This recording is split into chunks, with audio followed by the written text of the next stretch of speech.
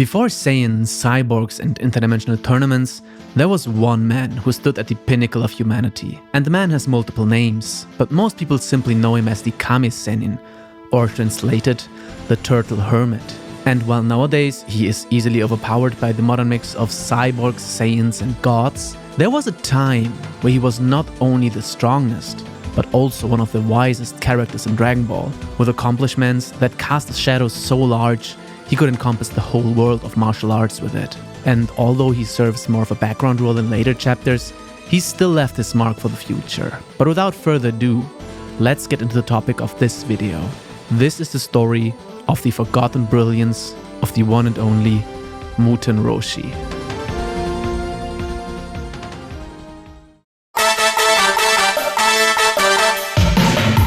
Our story begins in chapter 3 of the Dragon Ball manga. The year is 749. Goku and Bulma found a lost turtle, who begs them to help them return to the sea, which they do.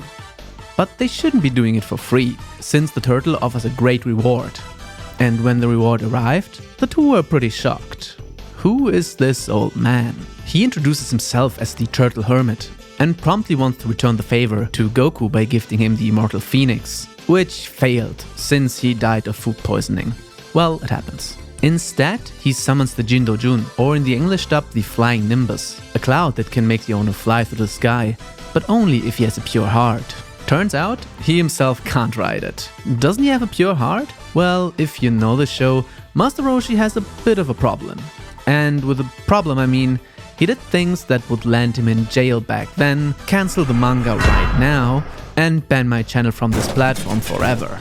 So instead of talking about these points, I'm gonna be guilty of historical revisionism by just finding alternative explanations to describe his morally questionable actions. Bulma then realizes that he's wearing a Dragon Ball as a chain, and after a non-problematic, purely transactional consenting exchange, he gladly gives away the Dragon Ball.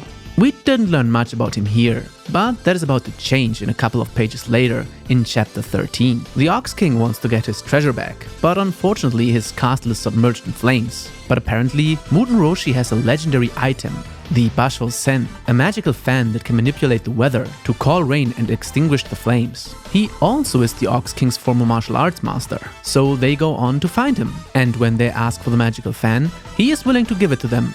For another questionable transaction. Goku, without a care in the world, agrees. But unfortunately, upon looking, Muten Roshi realizes that he doesn't have the fan anymore.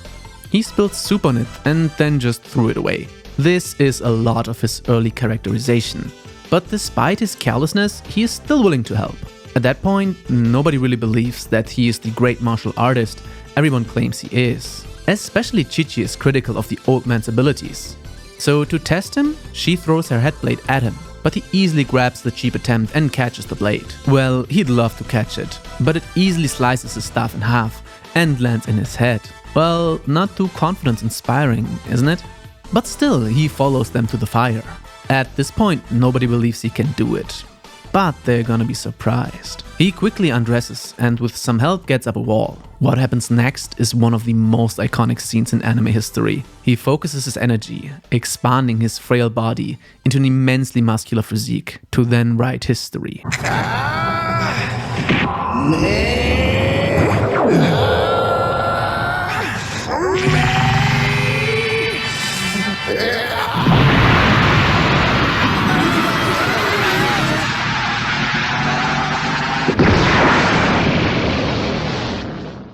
The first Kamehameha. It not only blew away the fire, but obliterated the whole mountain. Nobody did expect that. But here he also learns that the young kid he met before is not only the adopted child of his former pupil Son Gohan, but also an immensely talented fighter, being able to do the Kamehameha wave on his first try. Remember, this is a technique Roshi had to train 50 years for, on top of his already long martial arts history. He invites the young kid to train with him on his island, which he later does, and where we meet another very important character, Kuririn, or in the English dub, Krillin.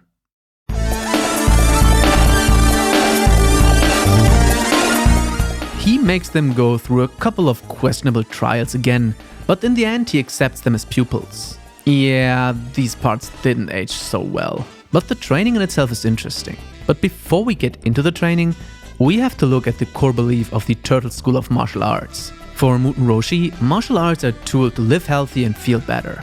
And not just for a shallow pursuit of superficial goals like power or women. Martial arts are used to win battles and fight injustice with conviction.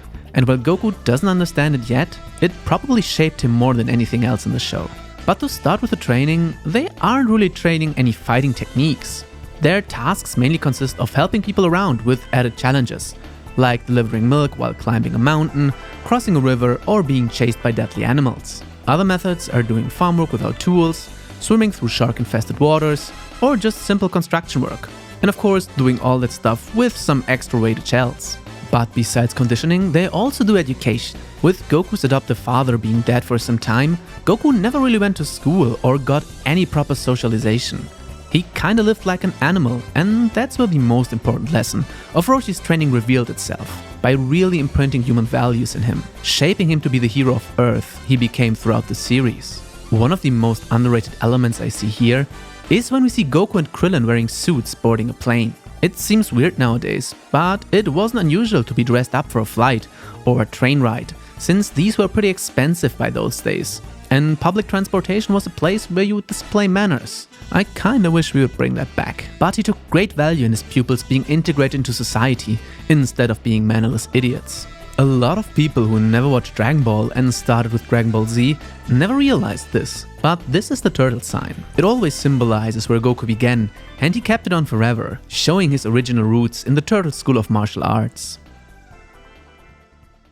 And then the tournament begins.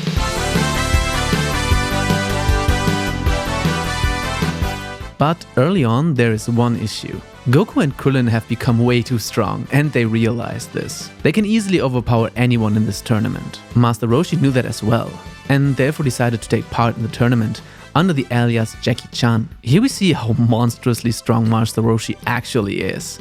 He easily overpowers Yamcha, who at that point was a pretty fearsome opponent. I know how this sounds in hindsight. Also in his next fight against Krillin, he shows how inexperienced the youngling really is and defeats him easily. But Roshi is more than an experienced fighter. He sensed that Nam, another fighter who was beaten by Goku, is truly troubled by a lack of water in his home village. Nam needed to win the tournament, to get the prize money, to get water for his family. But Roshi is always there to help. He casually gifts him a capsule that can store enough water to save hundreds of lives. But here he also reveals his motivation for his disguise and his tournament participation. He fears that his pupils get overconfident by winning the tournament, ruining their character and motivation to improve. They should always be striving to improve, since there is always someone greater out there. This wisdom in hindsight saved the Earth multiple times from certain doom. And we see what happens to characters that didn't train enough. But that's enough wisdom. If you thought Muten Roshi was crazy strong already, you have seen nothing. In the finale against Goku, we see what a fearsome opponent he really is. And while the young Goku can match Muten Roshi in raw power and fighting instincts, he is no match for his experience and technique. And here we see one more skill of his. Roshi can not only control his ki, but also can cast magic, like hypnosis and telekinesis. Maybe that also falls under ki control, but I'd put it in a different box. And if it wasn't for the full moon and Goku's transformation, he would have beaten him already. But even against the Ozaru, he reacted quickly, figured out the reason behind Goku's transformation, and destroyed the moon with the Kamehameha. Kamehameha 最大出力 Max Power!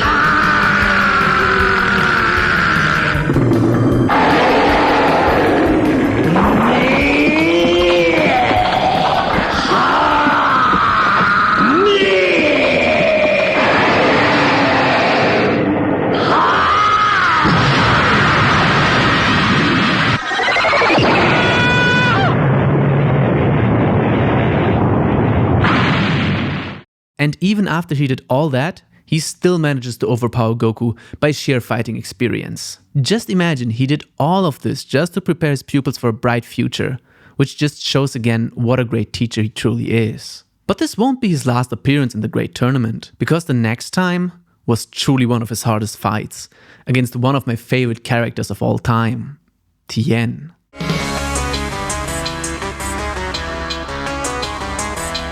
Tien at that time was a pupil of the Crane Hermit. The Crane Hermit is pretty much the opposite of an honest man, cheating, killing, and everything goes. And Tien was absorbing his lessons like a sponge. What I really like about this fight is that Roshi didn't try to prove Tien wrong or make him feel guilty. He appealed to his pride and strength as a warrior, and that's what made Tien feel conflicted. He wasn't speaking out of arrogance in his ways. He knew Tien would have most likely won the fight. His words came out of empathy for a young man who strayed from the right path. And wise as Roshi is, he was right about Tien, who turned out one of the bravest warriors of Earth, which he demonstrated time and time again. I really like Tien so much as a character, they really treated him unfair. But back to the topic. This still isn't even the peak of Master Roshi. When the Crane Hermit tried to kill Chaozu for not following his orders, he casually saved him with a precise energy blast. And even if I'm repeating myself, this still isn't Roshi's peak, because we can truly see the manifestation of his beliefs when King Piccolo arises and brings hell to the world.